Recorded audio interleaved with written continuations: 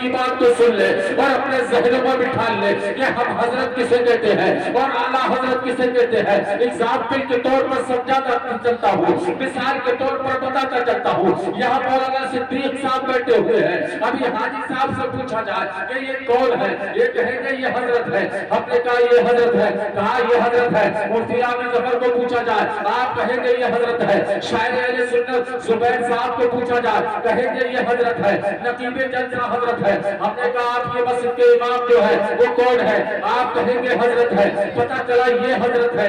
امام احمد رضا کو اعلیٰ حضرت کیوں کہتے ہیں؟ ہم نے یہی حضرت سے سوال کیا, ہم نے آپ تو حضرت ہے, ہمیں ذرا یہ بتا دیجئے گا, تم تو خواجہ غریب نواز کے ماننے والے ہو, تم تو خواجہ پیا کے مستانے ہو, تم تو خواجہ سے محبت کرنے والے ہو, تم تو خواجہ کے نام پر اپنی جانوں کو لٹانے والے ہو, ان کے نام پر اپنی جانوں کو قربان کرنے والے ہو. ہم نے کہا حضرت بتا دو, سرکار غریب نواز سے محبت کس نسبت کی بنیاد پر کر رہے ہو, کس نسبت کی بنیاد پر کر رہے ہو؟ تو یہ جواب دیں گے کہ سنو, میں غریب نواز سے اگر محبت کرتا ہوں تو اس بنیاد پر نہیں کرتا ہوں, بلکہ اس بنیاد پر کرتا ہوں کہ غریب نواز نبی کی اولاد ہے, نبی کے نسب سے ہے. میں نے کہا تمہارے پاس کون سا آئینہ ہے, تمہارے پاس کون سا ضابطہ ہے؟ نوجوان ذرا توجہ ادھر رکھے, بڑا قیمتی جملہ دینے کی کوشش کر رہا ہوں. میں نے کہا حضرت ذرا آپ بتائیں, مولانا صدیق صاحب حضرت ہے, ذرا حضرت بتاتے چلے کہ آپ کے پاس کون سا ضابطہ ہے, کون سا قانون ہے,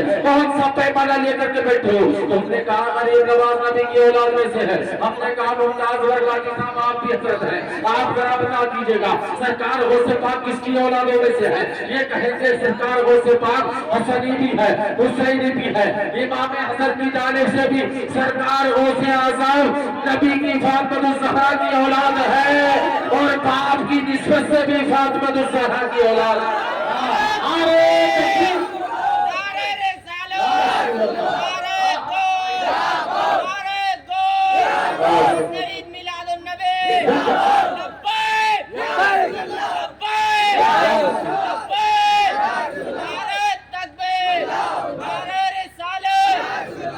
ہم نے پوچھا کہ مولانا ممتاز صاحب حضرت یہ بتائیں کون سا ضابطہ جس سے تم نے کون سا پیمانہ لے کر کے بیٹھے, تم نے بتا دیا کہ غوث پاک حسنی بھی ہے, حسینی بھی ہے. بڑا جملہ یاد رکھے, جو بات کہنے جا رہا ہوں وہ صرف نہ ہو, یہ 15 لاکھ والا جملہ نہیں ہے, بلکہ ایمان تازہ کرنے والا جملہ ہے. جھوم کر بولے یا رسول اللہ. میں نے کہا کہ حضرت بتاؤ سرکار غریب نواز کس کی اولاد میں سے ہے؟ انہوں نے کہا نبی کی اولاد ہے, آل نبی ہے, آل رسول ہے, فاطمہ الزہرا کی اولاد میں سے ہے. ہم نے کہا کون سا طریقہ ہے؟ تم نے کہاں دیکھا ہے؟ ثبوت پیش کرو, دلیل مانگ رہے ہیں. انہوں نے دلیل دی. ہم نے کہا دلیل تم نے کہاں دیکھی؟ یہ کہیں گے ہم نے کتابوں میں پڑھا ہے, ہم نے شجرہ پڑھا ہے, ہم نے سلسلہ نسب کو دیکھا ہے. ہم نے جب سرکار غوث اعظم کے یا سرکار غریب نواز کے سلسلہ نسب کو دیکھا تو ہمیں پڑھ کر کے پتا چلا کہ غریب نواز نبی کی اولاد ہے, آل رسول ہے.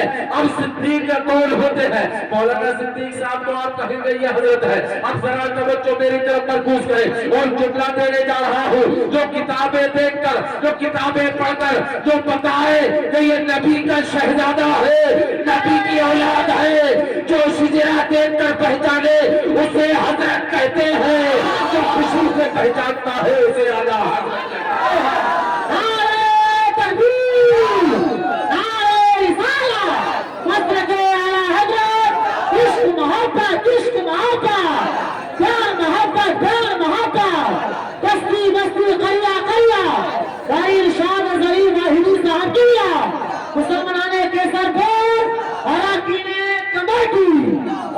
اس لیے تو اعلیٰ حضرت نے کہا تھا ان کی محبت نے دل کے کنچے کھلا دیے ہیں, جس راہ چل گئے ہیں کنچے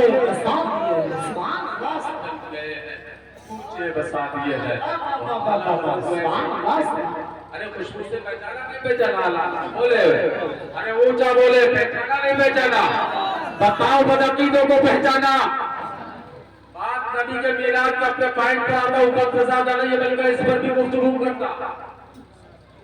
اپنی بات پر آتا ہوں, ہم جلسہ کر رہے ہیں جی, ہم جلسہ کر رہے ہیں, جانے کتنے ایسے لوگ ہوتے ہیں اتنا خرچہ, ارے یار اتنا خرچہ کر رہے ہیں, اتنا خرچہ, ارے کسی غریب کی شادی کر دیتے, کسی بیوہ کی مدد کر دیتے. ہم نے کہا پوری زندگی پورے سال 11 مہینے ان کے سے نکل گئے مگر کسی بیوہ کی یاد نہیں آئی. جہاں نبی کی آمد کا دن آیا بیوہ کی یاد. میں نے کہا سن لے ہم نبی کے چاہنے والے ہیں, ہم بیوہ کو دور کرنے والے نہیں ہیں بلکہ بیوہ کو سینے سے لگانے والے ہیں. ہمیں سب سکھا رہا ہے نبی کا دن آیا میلاد کا دن آیا کہاں لکھی ہے بتاؤ کہاں لکھی ہے. کہہ رہے ابو بکر نے نہیں منائی, حضرت عمر نے نہیں منائی, حضرت عثمان غنی نے بھی نہیں منائی, حضرت مولا کائنات کرم اللہ وجہ کریم نے نہیں منائی. کہتا ہے کہ انہوں نے نہیں منائی انہوں نے نہیں منائی سنیوں نے کیوں منائی. ہم نے کہا ظالم اگر دلیل چاہتا تو سنو تیرے نصیبے میں نہیں ہے, یہ الگ بات ہے.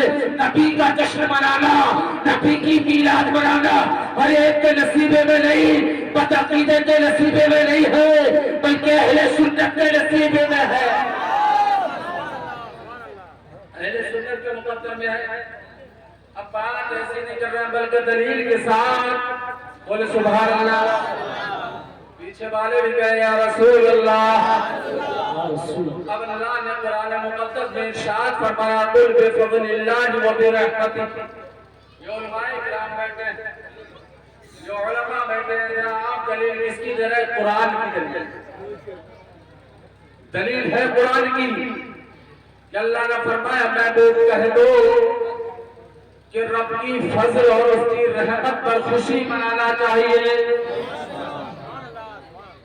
ذرا جملہ نوٹ کریں, رب کی رحمت اور اس کی خوشی پر خوشی منانا چاہیے, رحمت پر اور اس کے فضل پر. اب مفسرین کرام نے کتب تفاسیر میں الگ الگ تفسیریں کی ہیں. اس آیت کے تحت الگ الگ تفسیریں بیان کی گئی ہیں. کسی نے کہا کہ اس آیت میں فضل سے مراد قرآن ہے اور رحمت سے مراد اسلام ہے. کسی نے کہا فضل سے مراد قرآن ہے, رحمت سے مراد ایمان ہے. یعنی کہ الگ الگ مفسرین نے بیان کیا ہے. کچھ مفسرین نے بیان یہ کیا ہے اس آیت کریمہ میں قل بفضل اللہ وبرحمتہ, اس میں فضل سے مراد قرآن ہے اور رحمت سے مراد حضور کی ذات ہے.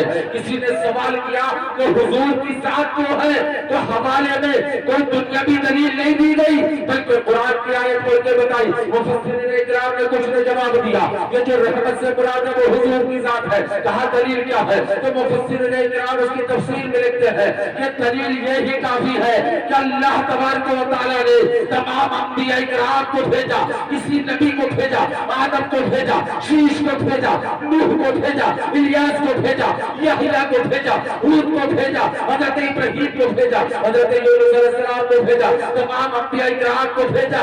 لیکن کسی سے یہ نہیں کہا فما ارسلناک الا رحمۃ للعالمین, اگر بھیجا ہے تو آخری پیغمبر کو سارے جہان کے لیے رحمت بنا کر دیا. نعرہ تکبیر, نعرہ رسالت, جشن عید میلاد النبی, سرکار کی آمد, بیدار کی آمد, عصمت مصطفیٰ, مسلک اعلیٰ حضرت.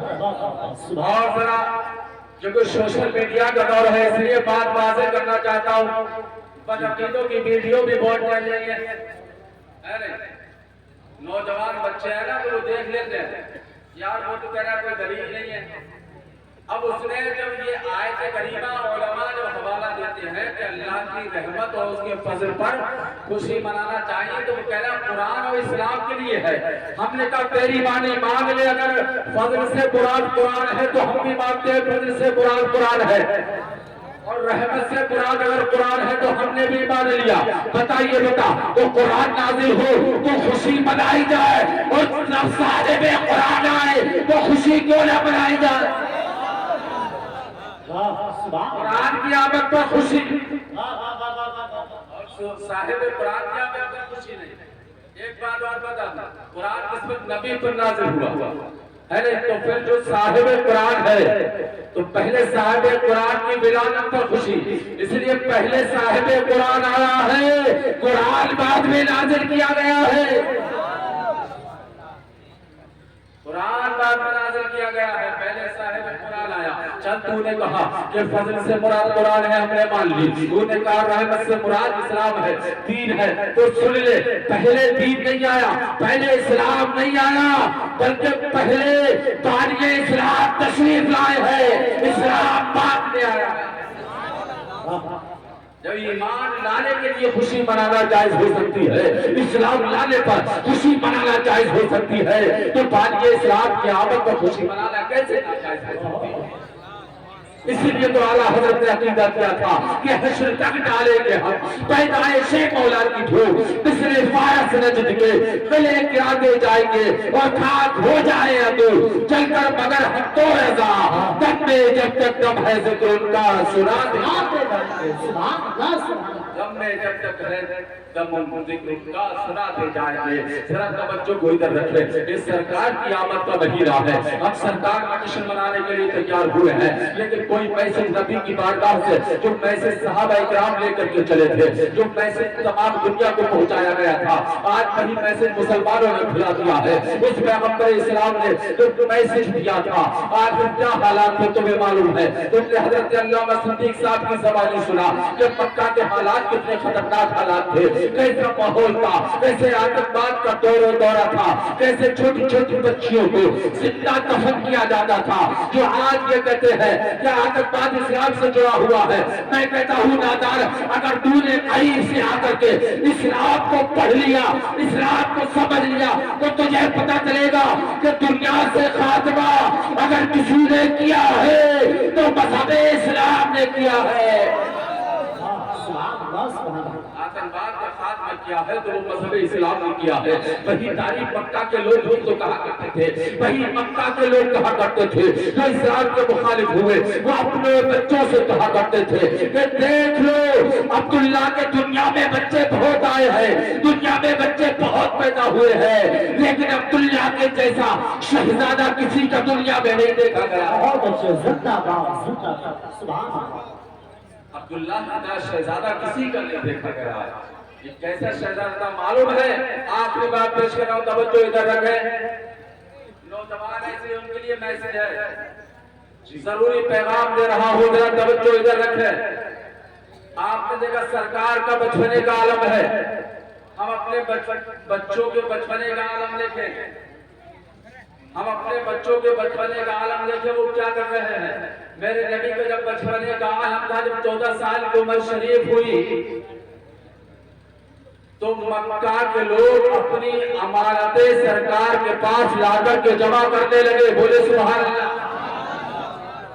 کسی نے کہا کہ تم ایک نوجوان کے پاس اپنی امانتیں رکھ رہے ہو، کسی معمر آدمی کے پاس جا کر کے اپنی امانتیں جمع کرو، اپنی امانت اگر دینا ہے کسی معمر انسان کو دو، کسی بڑے انسان کو جو اس بچے کے ہاتھ میں کہیں ایسا نہ ہو امانت میں خیانت ہو جائے، لیکن نہیں، انہی نے کہا تھا، وہ مسلمان نہیں تھے، غیر مسلم ہے، لیکن نبی کے بارے میں کہہ رہے ہیں، بات سنو، ہم نے مکہ میں بچے بہت دیکھے ہیں، لیکن محمد سے بڑا امین و صادق آج تک نہیں دیکھا، آج تک سچائی کی طرح دنیا میں نہیں دیکھا ہے۔